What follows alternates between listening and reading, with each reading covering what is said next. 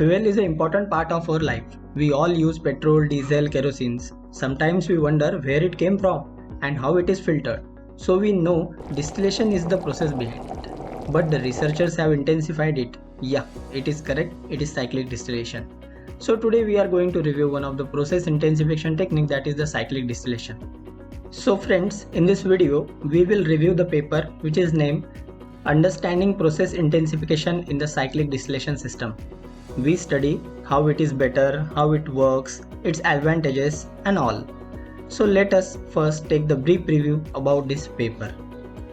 In this paper, a theoretical stage model with perfect displacement is proposed and the theory of the process working line is developed. Mass transfer model is also described along with the mode of calculation of trays, columns operating in the cyclic operation mode. The testing shown in the paper suggests an increase in the separation efficiency of 2 to 3 times as compared to the standard process. So here first question arises that what is cyclic distillation?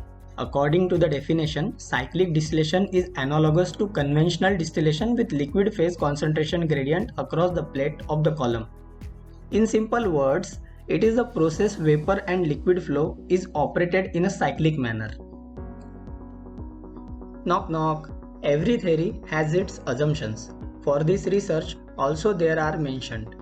Let us take quick view of it. Equilibrium stage is assumed, that is, vapor liquid equilibrium is reached. Second, equal heat of vaporization. Third, perfect mixing is also assumed. Fourth, vapor holdup is negligible. Fifth, saturated liquid feed is considered. Sixth, linear thermodynamics, that is, vapor liquid equilibrium is also assumed. Let's get to know it in more detail and extract the knowledge. How it works. Basically, a cyclic distillation column has an operating cycle consisting of the two key parts. First, a vapor flow period when vapor flow upward through the column and the liquid remains stationary on each plate.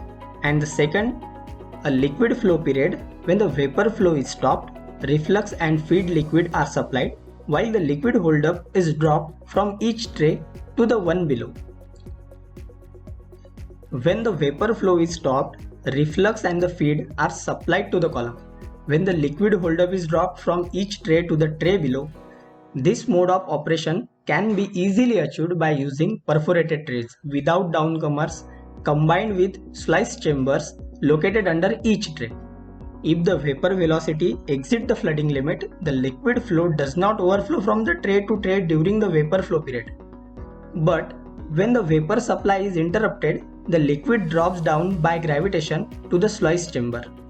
When the vapor supply is started again, the slice chamber open and the liquid is transferred to the tray below. So now let us discuss the major part, that is how mass transfer is increased in this process. Controlled cycling consists of repeating sequence of vapor flow period. That is, when the liquid flow is interrupted, followed by the liquid flow period, when the liquid simultaneously drained from the column moving from each tray to tray below. With this type of the operation, no downcomers are needed, hence the plates are simpler, cheaper and more flexible. There is an analogy between the controlled cyclic distillation and the conventional distillation with the liquid phase concentration gradient across the plate of the column, which result from substitution of time as an independent variable in the former case for distance in the latter.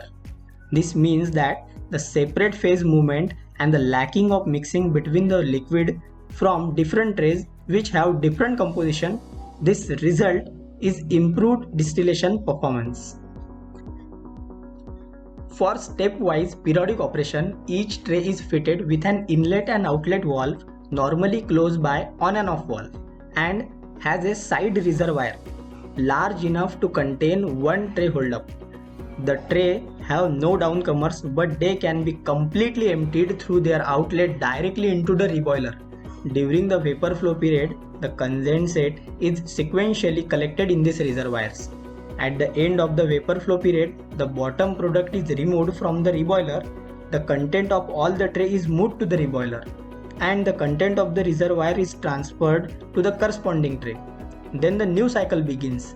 The stepwise periodic operation directly manipulates the liquid flow, therefore circumventing the hydrodynamic problem occurring in the earlier classical column operated in a controlled cycling mode. The operating line equation here changed slight as shown.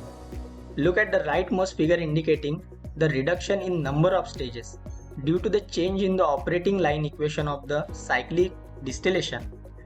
The operating line bears the discrete nature and it has a limit upon the perfect mixing and can be approximated as the operating line L by G. The mass transfer kinetic expressed through the local point efficiency influence not only the position of the kinetic curve but also the position and the shape of the operating line. Unlike to the conventional distillation, the driving force is more here. The middle graph shows the mole fraction of the solute in the liquid versus time suggests that for each cycle the driving force is same for the same tray and suggests better drop in concentration per cycle. So now let us discuss the result and the conclusion. Cyclic distillation can bring new life to the old distillation column by simply changing the internal and the operating mode. Moreover, the separate phase movement of the vapor and the liquid phase throughout the column provide more degree of freedom. This contributes to excellent process control and the trouble-free operations. The literature review and the industrial report available which indicate that several benefits of the cyclic distillation over conventional distillation. So here we have listed some of the advantages. First is reduction in the investment due to the lower number of the trays. Reduction in the expenses reduce energy requirement and significant saving in the operating cost. Third is that improvement of the product quality due to the higher separation efficiency. Fourth, increase of the product yield and the equipment productivity as compared to the conventional distillation one. With this, we have covered the major point required for the better understanding of cyclic distillation process. If you have any doubts, then share it in the comment section below. And stay tuned for the more research video to your only research channel, Research Pathshala.